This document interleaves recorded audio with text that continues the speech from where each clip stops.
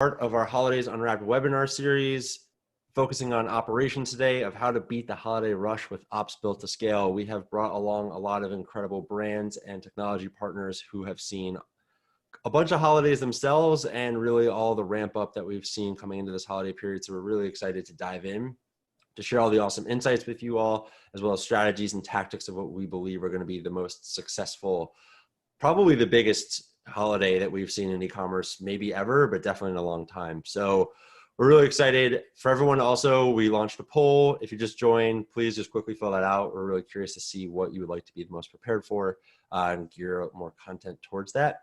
Also, a quick background, probably should introduce myself. I'm Jeremy. I'll be your host today, guiding you through and weaving the conversation between all of our incredible panelists. I run partnerships here at Dacity.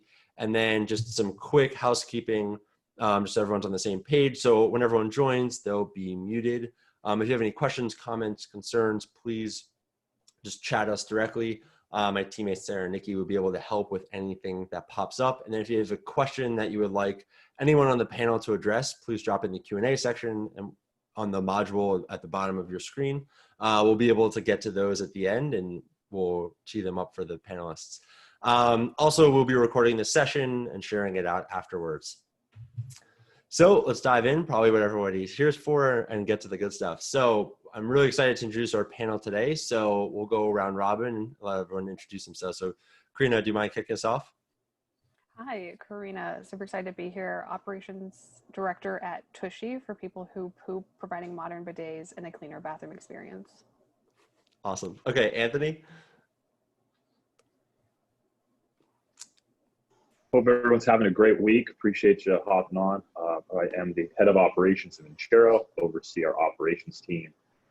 We focus primarily on men's and women's accessories, but pretty much watches and bracelets, but we're looking to expand our product offering this year. Awesome. Sean, how about yourself? Hello, everyone. Great to be here. Sean Corson, co-founder and chief analytics officer at Dacity. Dacity is democratizing data, so we allow e-commerce companies to better manage and analyze their data, providing them with insights to help grow their companies. Very cool. Chad, what about yourself? Hi, everybody. Chad Rubin, a co-founder and CEO of Stubana. We're an operations platform to run and automate your business, everything from orders to inventory to purchase orders and forecasting to profitability. Before Stubana, BS, I was running and still have a e-commerce operation called Think Crucial. We manufacture and sell home appliance parts direct to consumer, and we're selling on 15 channels today. Very cool. Tim, bring us home. Great. Hi, everyone. My name is Tim Buza, VP of Marketing at Loop Returns. So Loop is an automated returns platform that a lot of leading brands in the Shopify ecosystem are using. So we make it super, super simple for your shoppers to exchange and keep shopping as opposed to just flipping right to a refund. Awesome. So we have a lot of great, super knowledgeable people who are going to cover a lot of different areas. So I think let's click the wrong button. Let's dive right in. So how can you be prepared for just the extreme rush that we're going to see from increased volume? So Karina, what are you all doing over at Tushy? We are planning some more, having lots of discussions across the team to make sure we're prepared for what we think is going to happen and all of those things that might happen. Awesome. Yeah, there's going to be a lot to plan for this year. Anthony, what are you all working on over at Vincero? Yeah, similar token, we've been planning for a couple months here, trying to get our marketing team, operations team on the same page to make sure we have obviously the inventory ready for our sale. In addition to that, we had a large sale in the month of August, so we've been really breaking down our wins and our losses from that sale period and bringing those losses and addressing them in what we feel is the highest priority to get those out of the way before we hop into the Black Friday, Cyber Monday chaos. Yeah, definitely. Want to do with as many wins as possible and hopefully no losses. So Sean, what are we seeing over across our brands at Dacity? Sorry, kind of to echo that, planning obviously, huge, given kind of the state that we're in right now. I think planning going into this holiday season is even more crucial. I think analyzing sales mix, product mix differences from last holiday season, as well as analyzing kind of the data from, just the kind of most recent quarantine periods can be very helpful. Like, you don't know how sales mix might have changed in the last 9 months, given that, kind of the state that we're in. So yeah, I think planning, analyzing that historical data, definitely key leading into this holiday season. Yeah, definitely. A lot of consumer trend shifting. So sales channels probably will have to as well. Tim, what are you all seeing over at Loop? Yeah, I mean, one of the things that we're seeing, we saw it last year, we're seeing it this year too, is that a lot of brands are programmed to be sprinting as fast as they can to the finish line. And the finish line in their mind is Black Friday, Cyber Monday. But obviously, since we specialize in returns and exchanges, we know it comes right after the holiday season, and we call it internally just return season. So we see an 80% increase in returns in December and January compared to average months, and that's over a data set of about 5 million returns. So it's pretty valid. So what we're talking to brands about now is if you're spending all of your efforts on acquisition, campaign planning, how do we drive as much sales as humanly possible, but not spending, I would almost say, an equal amount of time to plan to sort of protect that revenue and create a great experience for people if they do want to return something, then there's a big operational opportunity that you're missing out on. Yeah, definitely. Spending all that time and money, keep getting the money in the door. You definitely want to focus on keeping it as well. Right. Yeah. So Chad, what are you all seeing over at Skubana? Yeah, so brands are analyzing their velocity across all their SKUs. Now more than ever, you need to be looking at it from a 7-day period, 14-day period, 30-day period, and making sure that you have enough in stock, making sure that your data is real time. Another thing that's interesting that's I think is very unique right now is that if you're running a 3PL and you're in one footprint, if your state gets hit, if there is a surge or there is a spike or there's a close down, you need to make sure that you have a second footprint or maybe a few others that you'd be migrating your inventory to. So maximizing your footprint to enable shorter lead time to your customers is super important, and you can save with shipping as well. I would say the last piece, just on the listing side, on the product detail side, is taking like high velocity SKUs and creating bundles or kits to boost your AOV is something that you could be focusing on, especially to get rid of inventory that's sitting and holding cash of your business.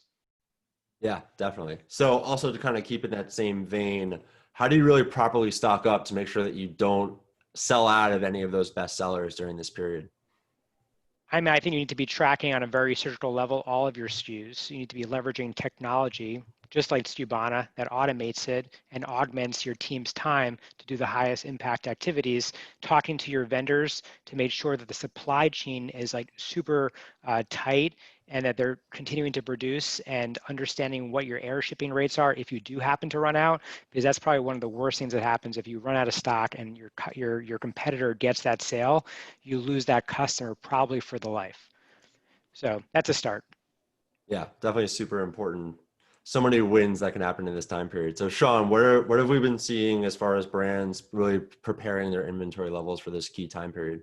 Yeah, I think most merchants have enough data to get a pretty good idea for what inventory is going to look like for the next 3 months, 6 months. Given if you have historical data from last holiday, if you know kind of incoming POs, what those look like. Again, if you know that product sales mix, that really gives you enough information to kind of build a predictive inventory model. That's something at Dacity that we've done for a few merchants to really help them understand, what inventory is going to look like by day for the next 365 days. Yeah, really key to just make sure everything is lined up. So Anthony, how are you all planning for this? How are you like stocking up for this time period over at Vincero?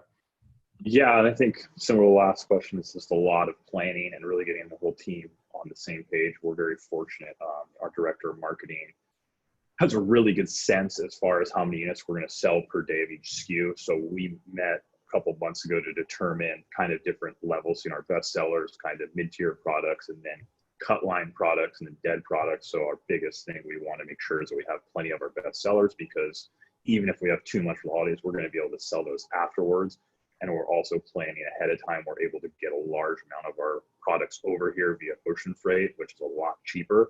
And then that allows us a little more flexibility coming down to the end of where we're at now. If we need to adjust any POs or edit anything, we can do it on a faster shipping service. But it's really just getting, kind of our PO team, marketing team, our operations team all on the same page to determine what we're going to need, so then the operations team can move forward with that. But I think having marketing really involved in that, because at the end of the day, they're the ones selling it. You got to make sure everyone's really in sync with each other to set yourself up for success. And obviously, there's going to be bumps and hiccups, but the more we plan out, hopefully, the more time we have to address those unforeseen issues.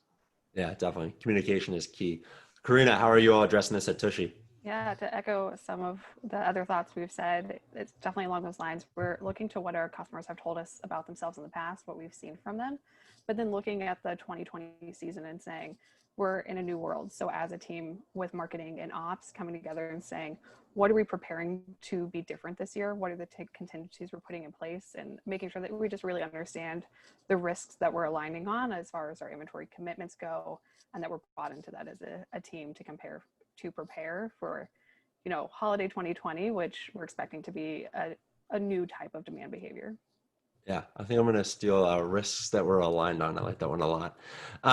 So, right, we focus a lot on how can we be prepared to sell as much as possible, but I think I want to take the slightly, not opposite, but more focus on the bottom line. So how are we really thinking about maximizing the profitability of all these sales across all these channels? So Anthony, I'm going to put you on the hot seat first. Yeah, and this is something we had a massive opportunity in last year. We did not, and this is maybe something that people are scratching their heads at things that we're doing. Like, what are you guys thinking there? We didn't necessarily have these meetings last year, so we ran out of a lot of our best sellers. So we'd come in, we'd have 300-400 orders in unresolved folders in Skivana, to where those customers, we have to reach out to let them know there's going to be delays, and that obviously is going to harm our long-term value with those customers. And it's really important that we just keep our best sellers in stock through the entire sale period. It just creates, a lot more streamlines. You don't have to deal with customers reaching out to do exchange products if they want to return it or whatnot. Being able to have all of our best sellers in stock the entire sale period and not having to worry about those is really important for us. And we have about 40 SKUs across all of our collections that we deem best sellers. So we just over order on those, and if there's people who order some of our smaller SKUs, we can usually nudge them into buying out some of our best sellers, but it's a lot harder to do the opposite. If they want a best seller, it's harder to kind of push them into some of the lower level products that we have. So keeping our best sellers in stock is really important for us ahead of time. It's something we learned from a mistake we made last year before the holiday season. Definitely. Karina, how are you all approaching this at Tushy? Yeah, definitely. Shipping well and shipping from the right place is going to be key to maximizing our profitability this year. We want to make sure that we're set up not only to minimize the cost of our sales, but also to prepare for any unknown issues that are going to arise in the final stretch of 2020, as logistics networks are expected to be overwhelmed. So having those backup options, that our inventory is well spread and close to the customer to maximize the margin here. Nice. Yeah, a lot of wins there. Chad, how are you all seeing across all the brands that you work with, really where brands can maximize their profitability?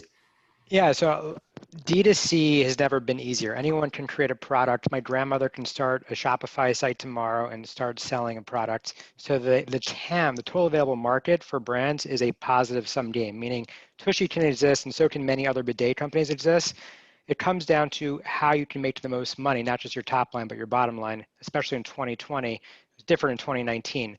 So I believe that you need to be a systems thinker and need to be leveraging technology to help you win. And it's not about how many employees you have per revenue anymore. Or the ratio needs to be as low as possible. So for me, you need to be a system thinker. You need to have a foundation that you can scale with that augments your team's time, that allows you to take the low value repetitive tasks and to automate it so you can have your team doing higher impact, higher value activities. The second thing I would probably point to is something that not a lot of people in the space talk about, but it's really a hard number to get to, is really your operating profit per SKU per channel. So that is the holy grail of what every e-commerce brand wants. So that's taking into account your discounts, your revenue on a product, your shipping costs, to get as close as you possibly can to your operating profits.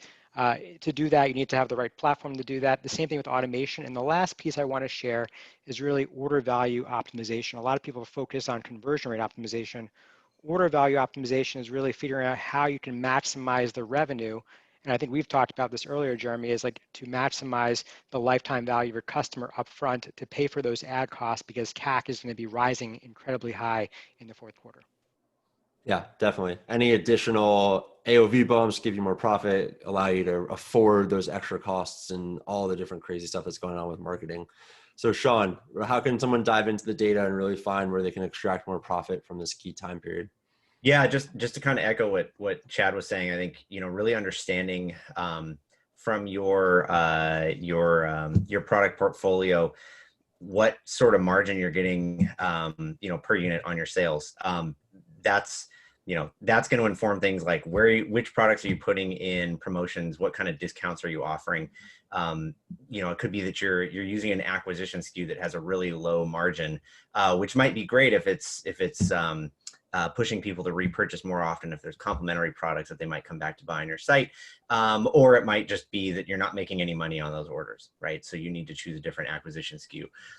Or it could be that maybe, those SKUs that have a really low margin, you can bundle with something else because people really like those SKUs, but you just need to do something to try and increase, like you said, increase AOV on those. So I think, kind of focus on the profitability of each of your products and understanding how you're going to promote those products during the holiday season. Yeah, definitely. Okay, so we've really addressed how to get sales in the door. Now let's really focus back on how we keep all that revenue and profit in the business. So what I really want to talk about next is like, how are we thinking about returns and exchanges? So Karina, I'm going to toss that one to you first. Absolutely. Our goal is always to make sure that the customers have access to the best support possible, especially for our products, which are not typically a product that the customer is familiar with and require installation in their home. Tushy prides ourselves on our easy installation, but also making sure that we're touching our customers to make sure they know to come to us for the best possible support and solutions so that we can make their product work for them and give them the solution they were looking for. Awesome. Anthony, what are you all thinking about for returns and exchanges over at Vincero? Yeah, it's definitely something, one of our bigger focuses. We do everything in-house, and I think the biggest thing is for education.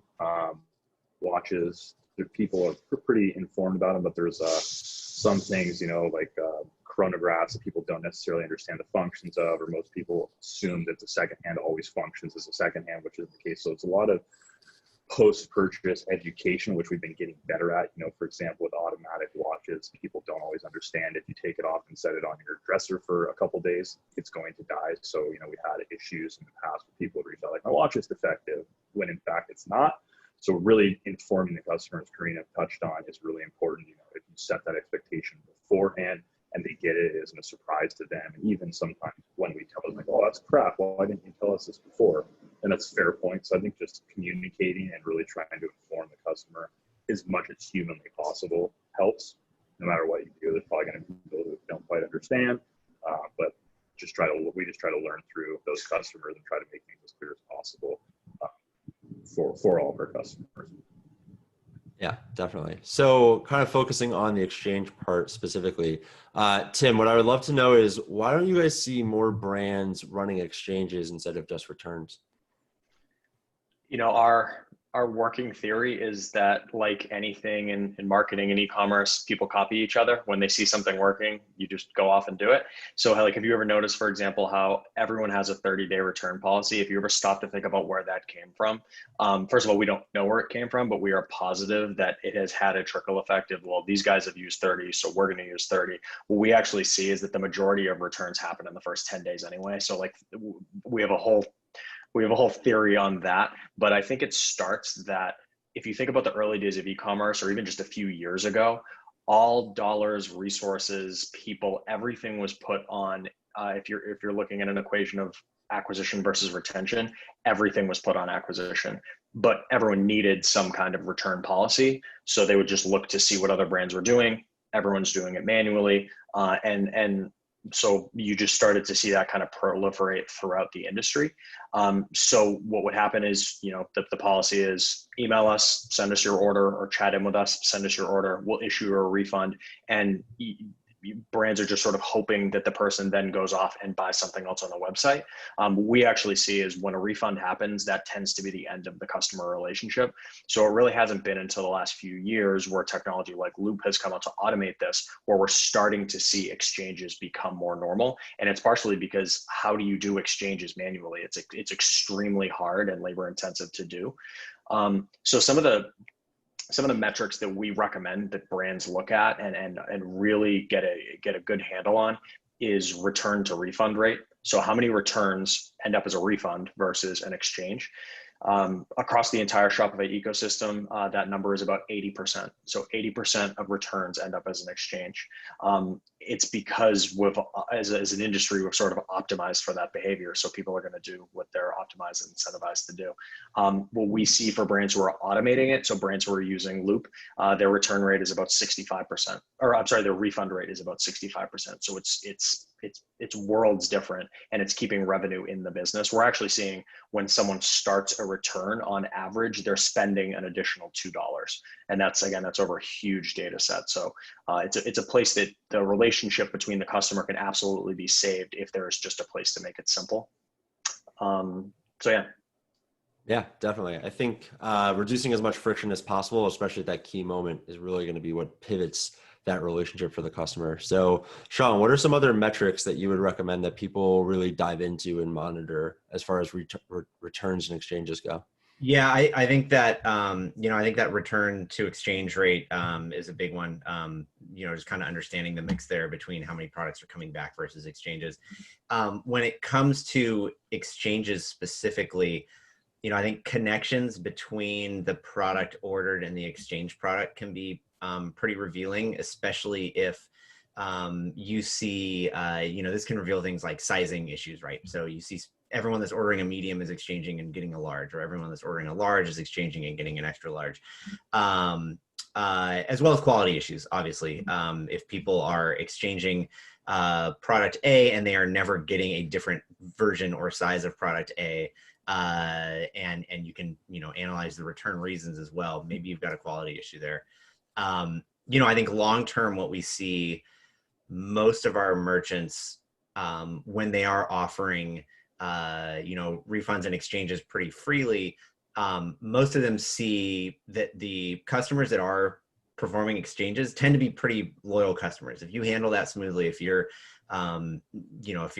it's whether it's no questions asked, like if your policy is very liberal when it comes to exchanges, generally you tend to produce pretty positive customer behavior in terms of lifetime value and repurchase rates.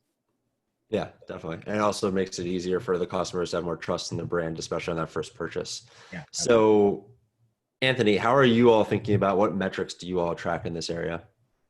Yeah, Tim touched on it. We definitely track our exchange percentage. If that falls under like 25%, we definitely want to chat with our customer service team to see what's going on. Whether there's maybe just some miscommunications, they're going through tickets too fast, whatever the issue may be. But if it falls into that number, we like to discuss that with the team and kind of come up with solutions together. All in all, as Sean touched on, we definitely have a much more open exchange return policy, and it's just similar to what Tim said, just the long-term value there. We used to be a little more strict about it, but we realized the amount of people that are trying to, for lack of a better word, kind of swindle us is really small.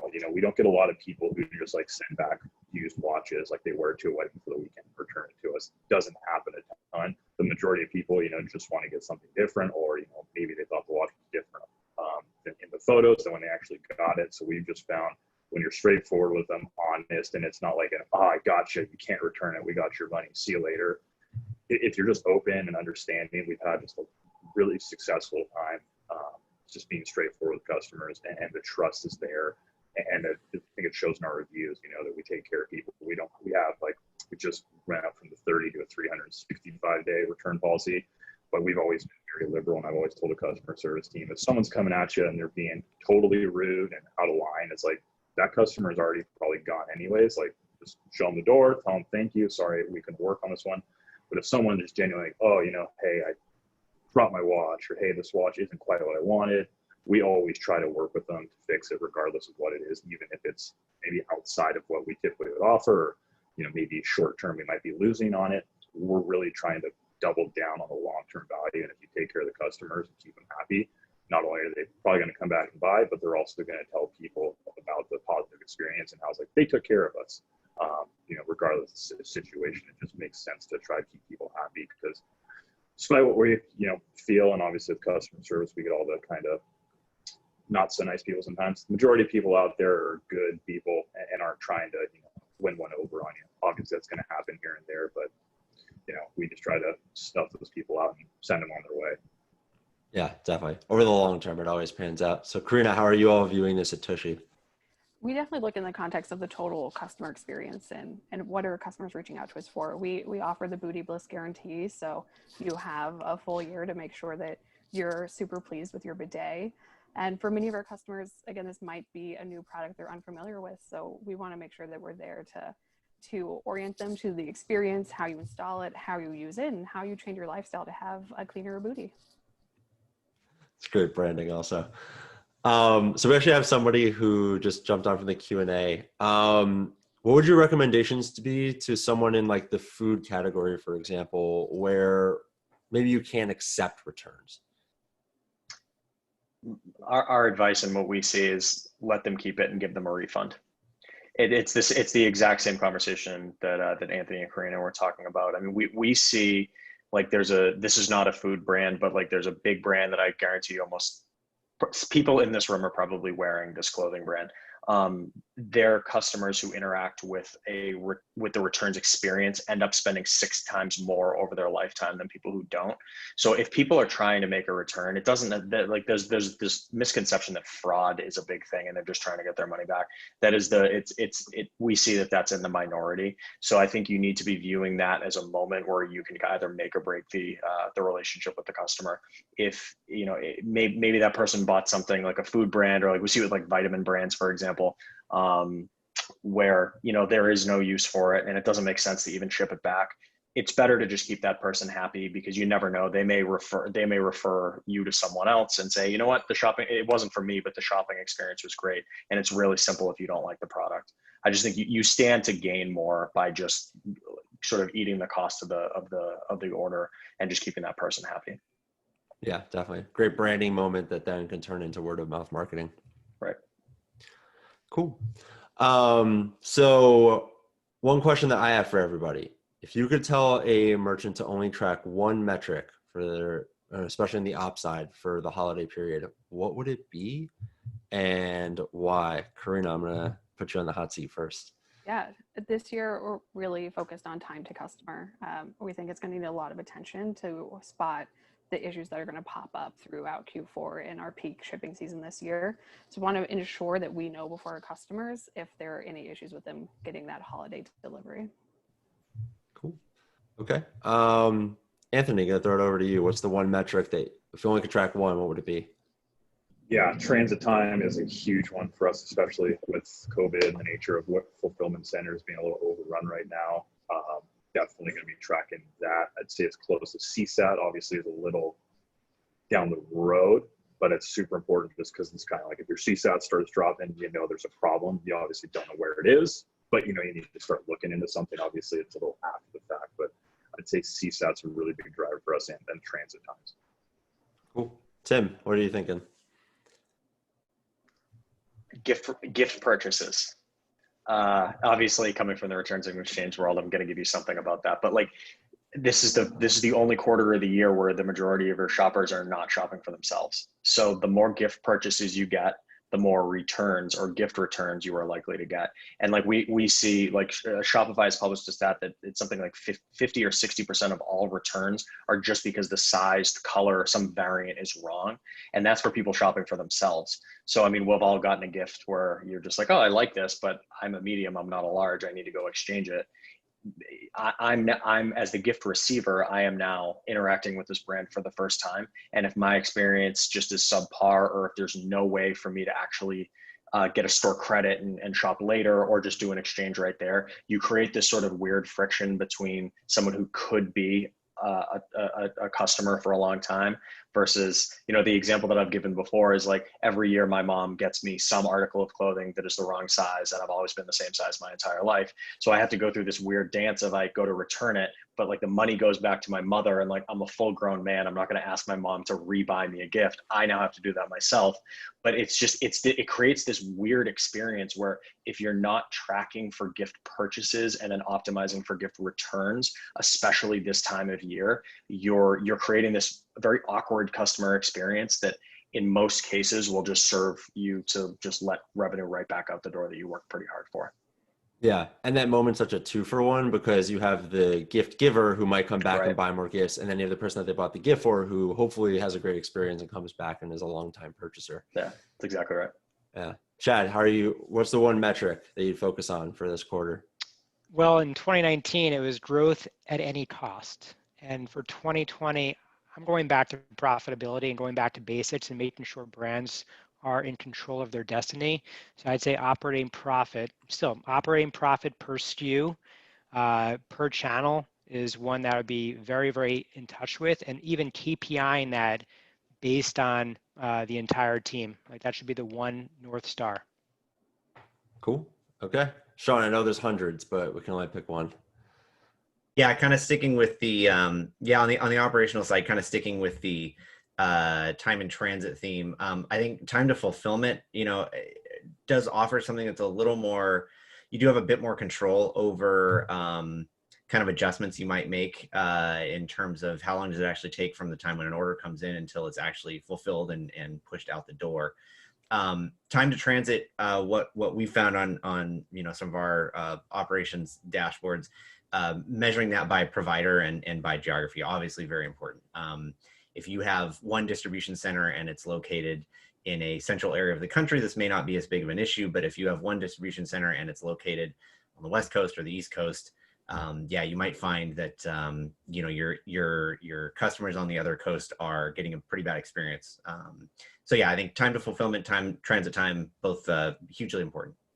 Yeah, definitely. Flexible and dynamic fulfillment and fulfillment center sounds like a pretty running theme throughout this today.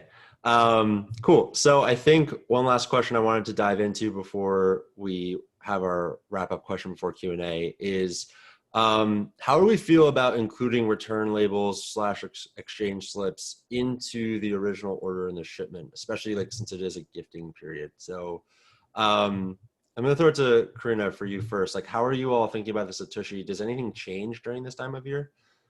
Not for us. We're really focused on ensuring that our customers have the experience of interacting with a Tushy expert on their install, making sure that Team Tushy has the opportunity to give them that really wonderful bathroom experience and introduce them to this product. So we really do drive our customers to get the full install Tushy experience. Cool. Tim, what are you seeing kind of across the brands or best practices? It's a step I see a lot of brands taking towards automation because it does make it a little bit easier for the customer. So I don't want to knock it. I think it's somewhere in between manual and automated, but it really doesn't do much for you as the merchant or the brand because, for example, like I know Adidas does this. I bought a pair of sandals, assuming they were the exact same size as the shoes, and I was actually off by a full size. So when they put the label right in there, I put it on the box, I sent it back. I didn't fill out the reason I'm returning it, and I got what I needed. So from a customer experience perspective, it was simple. But for Adidas, like they'd probably want to know I'm one size in a shoe and a totally different size in a sandal. And like from a manufacturing perspective, if that's happening over a large data set, they should change their sizing. So like I'm giving one specific example, but like I think you lose visibility into data that's real. And then Sean was talking about this, that's really, really important for you to let your manufacturing team know, or maybe letting your e-commerce team know. So it's like a nice interim step, but it doesn't totally get you all the way there. Yeah, a lot of valuable data that's missed there. Right. Anthony, how are you all approaching this? Very similar. We did do, the free returns in the shipping label when they received the package, but like Tim said, we're just losing out on so much data. And similar to my kind of last answer, there was just information that the customer hadn't been given to where it was necessarily defective or for the reason they had thought. So it's pretty simple on ours. We've tried a couple different things. We've had a lot of success. We just have essentially a Google form on our website that's connected with our CX platform, which is gorgeous. And anytime someone uses that form, it automatically goes to a bin in order. So we review those every single week. And then from that, it's really able to pull, is this just like, oh, the customer said this one's too small. Is this something we actually need to worry about, or is this just kind of a one-off situation? And then we have all that data going back in time, so you can actually pull significant information from there to make decisions. And if the customer wants to return it, that's fine. We'll provide them with a label. But having that touch point where they have to ask us for the return first just gives us an opportunity to save the sale, or if they don't want to save the sale, at least see what's wrong with them so we can try to fix that down the road for future customers. Awesome. Yeah, sounds like a great way to capture a lot of data and then analyze it later. Okay, now for the fun question. Something that we've been asking on all of our webinars throughout this series is, what's one thing that you feel like you've learned from past holidays that you're sure you're going to get right this year? So Anthony, I'm going to throw it right back to you. Yeah, I'll be optimistic. The biggest challenge that we've had from a business standpoint all through and through is international fulfillment. About 30% of our business is international, and getting things through customs has always been a nightmare. Our watches start at 130, go up to about 400. There's certain countries like Australia who are cut and dry. If it's under $1,000 Australian dollars, it goes through customs unchecked. And you got countries like Germany, for example, who the customs officers having a bad day, they're stopping your package. They're going to review it as strong as they can. So we partner with a company that integrates with, you want to call the GE, and they've helped us with that kind of last bit of the delivery part. They take over the checkout process, include customs fees and duties, and then provide DDP shipping, which has been huge for us. I don't know if I'd say I'm 100% sure it's going to be perfect. I'm sure there's going to be some hiccups with customs. Karina's touched on logistics is going to be overwhelmed. Max, I think that's going to be more so for customs, with people not being able to go to see families and friends. I think more people are going to ship gifts, so I think even more of a spike there. So I think it's going to be better in the past, and we're really excited to have that implementation with DDP shipping because previous sales, like last year or holiday sales, we got absolutely obliterated on Trustpilot, and it was almost all customers from the EU who had issues with their package getting stopped, and then customs requiring massive fees. When I first started in 2016, those fees would typically be 5 to 8%, 12 to 20 bucks. Now those same customs fees are 50 to 75% in certain countries. So customers ordering a watch, and then they're getting hit with a $100 charge sometimes, and that ruins things. So implementing this is definitely going to be a huge boost to our biggest problem, but I would anticipate there'll still probably be some hiccups just because it's really hard to know how customs operates in every other country. Yeah, there's so much variability there. And for anyone who isn't familiar with DDP, you could just quickly explain.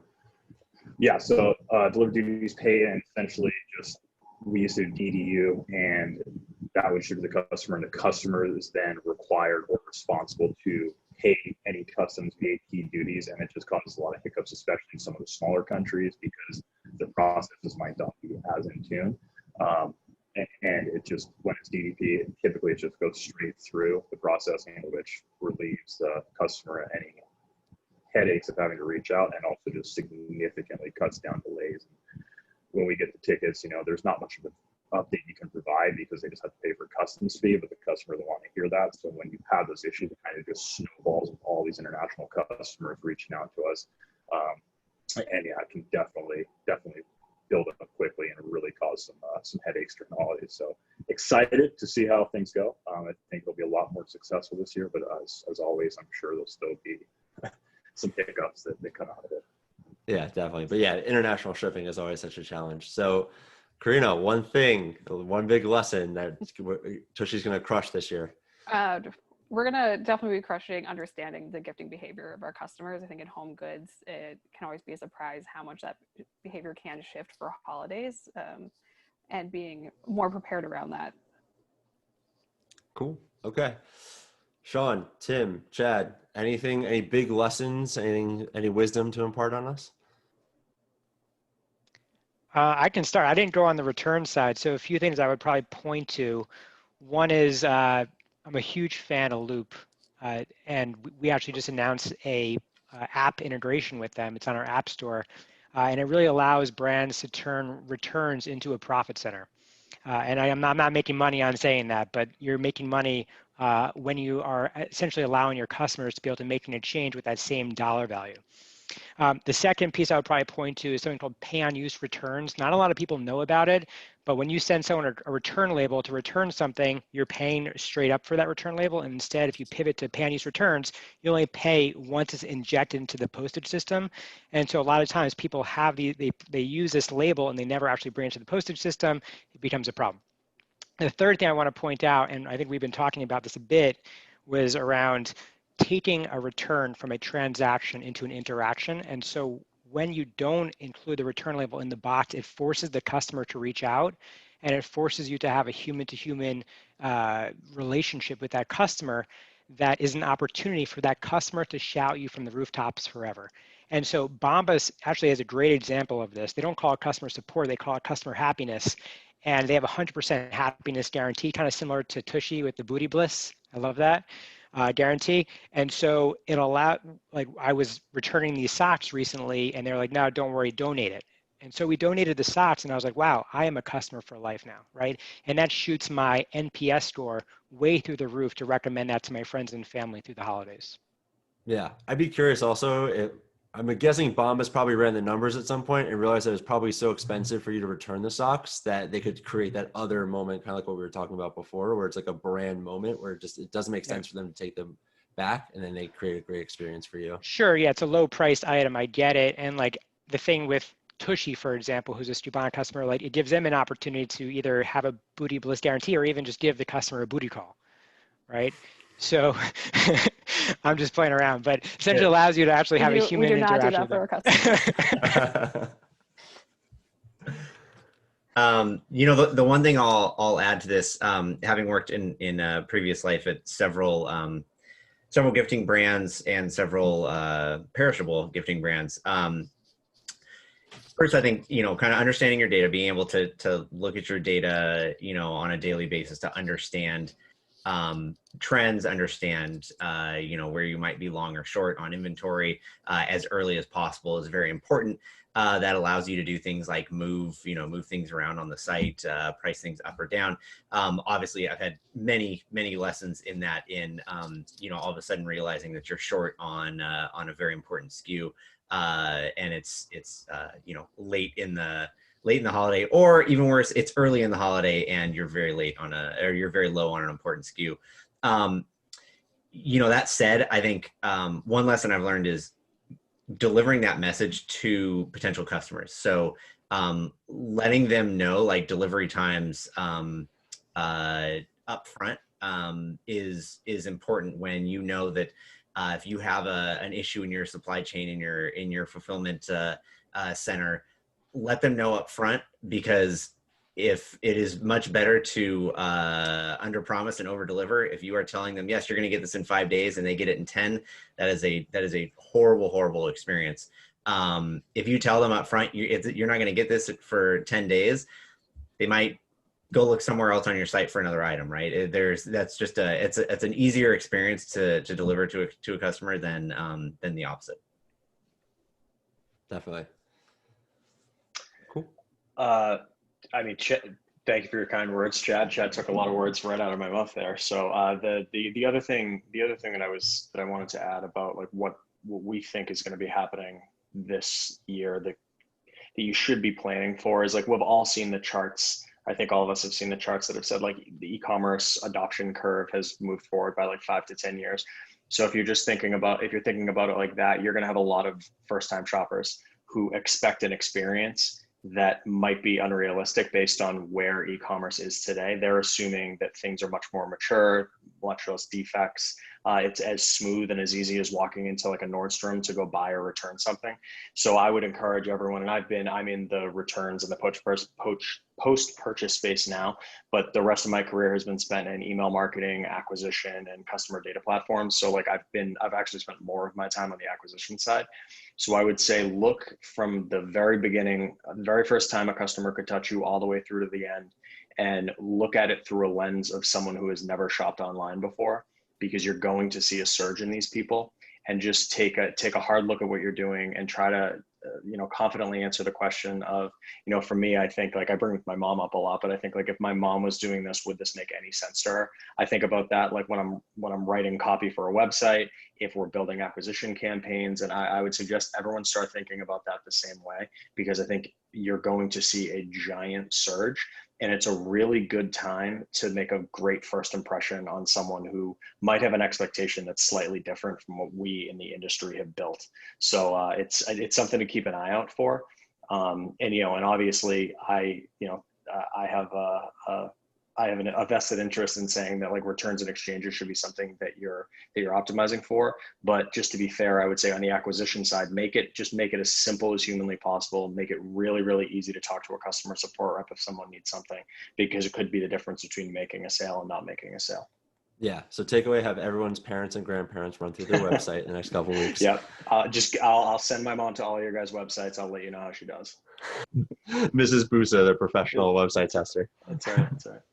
So we've mentioned this Booty Bliss a couple of times, and it sounds like we're getting a little chatter on it. Karina, can you just explain what is Tushy's Booty Bliss and, like, how it came about? Yeah, absolutely. So, Tushy is bringing the bidet to the American consumer. And for many of our customers, this is their first in-home bidet. It might even be their first bidet experience. And we want to make sure, our goal is to bring this experience to the American consumer and make sure that they can experience it, get it easily installed, and really adopt, like, a new, better lifestyle in their bathroom. And so the Booty Bliss guarantee is there to make sure that their customers are getting all the resources and help that they need, and that they have, all the support and options available to give it its best shot, and make sure that they, we're converting all Americans to this better bathroom experience, which that is basically what it is. But want to make sure you have a year to use the product, it's working well for you, that you're completely happy with, and have bought into bidets are better. Awesome. Yeah, it's kind of like combining a returns policy with a guarantee, just to put the best foot forward with potential customers. Yeah, cool. Okay, so would love to open it back up for Q&A from anybody else who hasn't had a chance to ask a question yet. So do we have any other questions? Because if not, I've got plenty more.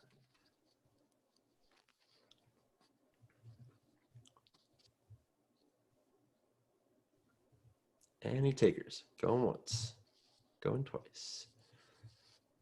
Okay, cool. So I have one last one completely off script, but would love to know, what is everybody the most excited about for this year, considering how different it's going to be? I know we talked a lot about planning and preparing and all the things that need to go right and preparing for things that might go wrong. But, like, what is everybody just generally the most excited about for how things are going to be different this year? So Chad, I'm going to put you on the hot seat first this time. Oh, that's a good question.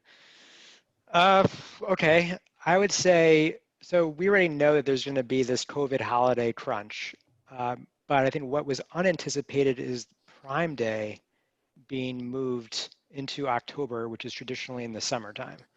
And so with that, I'm really curious, maybe excited to see, like, what happens with Prime Day being in October, and then you have Black Friday, Cyber Monday, November, and what the general lift is going to be, because I think that the numbers are going to be a lot higher than I think what initially people anticipated. Other thing I'm excited about maybe is just actually, I love shopping online, period, and I love actually doing shopping in adjacent verticals of just different brands to see their strategies and to understand their execution, because they have much higher spending budget for sales and marketing, for example. So just trying to obsessively understand people's strategies, understanding what are they putting in the box, what are the Black Friday sales, how are people capitalizing even pre-Black Friday on Prime Day. Those are things I'm excited to see how a lot of these brands are going to structure this fourth quarter to make it the best one ever. Yeah, a lot of brands will be very creative. Okay, who's next? Tim, I'm going to put you on the hot seat next. Yeah, I mean, the creative strategy was going to be the thing I mentioned. I think this is a year that's so different. I think you're going to have people spending so much money on acquisition. Someone earlier mentioned CAC is going to rise, and every year there are a handful of brands that stand out by doing something completely different, whether it's through their acquisition strategies or their creative itself. And as like an online shopper myself and a marketer by trade, I'm always amazed at how creative and interesting some of the like when everyone else is zigging, the 3 or 4 brands that zag and come up with something really, really different. I think this is a year where stuff like that is really going to stand out, because again, you just have more people online and you have more eyeballs looking at this stuff. Definitely. And all the more reason to prepare for all the craziness that's going to happen. All right, Karina, you're next. What are you most excited for? I'm really excited to put more bidets and more bathrooms. I think, talking about what is 2020 doing, we are seeing more e-commerce adoption and really giving us more opportunity to reach a larger audience for Tushy. We're a better, cleaner experience, and with COVID, that's also brought a lot of interest to how can I bring more cleanliness to my life? How can I make my at-home time better? And so just really excited that Tushy's been given the opportunity to go to more people and really convert them to this experience. Yeah, the Pimp Your Crib trend is real, and it seems to be only picking up steam. Sean, you're up next. Yeah, so I know something we've mentioned a whole bunch here is that we're going to have this new e-commerce shopper that hasn't existed pre-COVID. So I'm just interested to see how that changes a whole bunch of different metrics across the landscape. So everything from conversion rates, obviously cost of acquisition, as we've mentioned a bunch, cost of acquisition in specific channels, and then long-term lifetime value, right? What are these people doing? Are they repurchasing more or less often? Are we building, are brands building lifetime e-commerce shoppers, or, when COVID is over and people can go wherever they want again, are people just going to go right back and shop in store? My feeling is that we're going to build a lot of loyal e-commerce shoppers, right? The experience that they will get for people that have never shopped online before, or have done very little shopping online before, or have only bought on Amazon before. They will get an experience that is, oh, yeah, actually I can go buy these things and there's not a, I can buy these things online and this is not a bad experience for me. So yeah, that's what I'm really, really interested in seeing. Very cool. All right, Anthony, how about you? Yeah, I mean, obviously with COVID kind of flipping the world on its head, it's I think an opportunity, kind of similar to Tim. We can go out there, and if we're able to honor our expectations and make it through the holiday season, I think that elevates us kind of in our status. COVID is something that has impacted just about everybody on the planet. A lot of businesses have unfortunately gone belly up, and it sucks. But with that being said, there's opportunity out there to acquire new customers. And if you can deliver a great experience to some of these people who are now forced to shop online, then you are probably going to increase, obviously, the customers you have, the long-term value. So yeah, I'm excited, to kind of rise to the occasion. And I think our team's set up pretty well to have a great holiday season, and we'll see what challenges come our way towards the middle of November, once those orders start fulfilling after Black Friday. Yeah, definitely. I'm finally excited because I can explain what I do to people. I feel like every time there's like I work in e-commerce, I do that. They're like, what does that mean? And now that everybody's shopping online, I feel like it's gonna be a lot more applicable to a lot more people. Okay, so last question to bring us home from one of our attendees. Thoughts on pre-orders? Is it the time to do it? How do you do it? How do you approach it? Anthony, I got a pretty good reaction from you, so I'm gonna tee you up first. It's super slippery slope for us, especially in the holidays. Offering pre-order, definitely you're going to get more money coming through. But just with us, and I don't know if this is everybody's problem, but you have kind of manufacturer dates lined up, but I'd say more times than not, those get delays. There's things that are outside of your control. Things getting exported, things getting imported, things getting lost. So if you are very confident in kind of the supply chain and able to keep up with things, I think it's something you definitely should think about. However, if you have delays, and with COVID probably increasing those delays, it just gets really, really dangerous fast, because people start reaching out once that date passes. If they don't have the tracking, they're pissed off. They want their tracking. And then not only that, you have to look into when is this going to be here. Then they have to make the decision, do I want to cancel it? I want to exchange it? Do I want to wait for it? And then you have to kind of work all those scenarios for all those customers who have those pre-orders. So it's something where, yeah, like I said, if you're confident in your supply chain and getting things to your fulfillment centers quickly from the manufacturers, yeah, definitely something to look into. But if there's any delays there or you've had issues in the past with that, I'd say proceed with extreme caution. Yeah, definitely. Anybody else want to take that one? I definitely agree with Anthony that it is risky, but of course, the more the risk, the more the reward in a way. And I always find it fascinating when you can pre-sell inventory. So that's in finance, it would be called a negative cash conversion cycle. So your customers are actually financing your operations and your inventory. And so if you can pull it off, it is very, very rewarding. Yeah, big if. Does anybody else want to take this one? I'll just add that you're asking the wrong crowd. The ops team is not going to be loving holiday pre-orders because we're going to be spending our time worrying about all of those things that Anthony talked about. But definitely agree that it can be an opportunity to capture that higher volume traffic that's hitting your site. So if you have products that aren't necessarily ready for market, the time is right for the traffic, but you will stress out your ops team. But that's what we're here for. The other thing you can do is there's definitely a widget. I've seen this on sites on Shopify, certain Shopify sites, is you can actually put in your email address to get notified when it's back in stock or when it's in stock. So that's one way to not put yourself on the line, but collect email addresses that you can remarket to. Yeah, if you work with tools like Klaviyo, it's automated that as soon as that inventory hits Shopify, those emails go out. So I'll actually take this one. So before my time at Dassy, I actually used to work for an e-commerce brand where we sold iPhone cases. So Apple launches their new product in September. We have to deliver the case without knowing what the final designs are before holiday. So we were dropping new product usually in end of October, November. So we were basically pre-ordering all of October into November, hoping to hit before the holidays came. So 3 tips from doing it for a couple of years. First, never commit to a ship date. No matter what you do, something will slip, like everyone on the panel has already mentioned. So never commit to a ship date. Just say it will ship and you should expect it within a certain window and give yourself 2 to 3 weeks. Second, be super clear on site that it's a pre-order. One thing that we always ran into and my ops team hated me for was if you bought a pre-order item and you bought an item that was ready to ship, we either had to split the shipment and ship twice or it held the original product. So having the game plan in place ahead of time of what you're going to do in that situation, because we talk about that sale versus profitability. 2 shipments kind of really hurts the profitability of that sale. 3, have a really, really tight game plan with your customer support team. You can do it during this time period and it can work, but it's very stressful for everybody and everybody has to be really aligned. So really also make sure that your macros are really fine-tuned and then your ops team and your support team are talking like daily to get that best estimate, especially if you're shipping product overseas, because that adds a whole nother layer to this. That everyone is just really, really aligned, that communication is really smooth until that product ships out. Cool.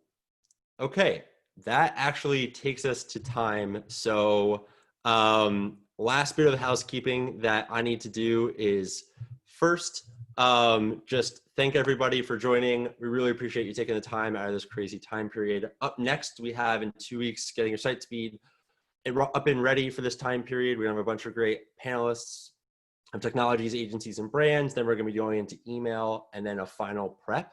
Really want to thank everybody who joined us on the panel today and sharing all their wisdom and nuggets. If you'd like to reach out to them, we've included their LinkedIn here. We really appreciate everybody's time. We hope that you enjoyed this and we'll be sharing the webinar out after we just get it quickly cleaned up. All right. Thank you, everyone. Thank you. Thank you.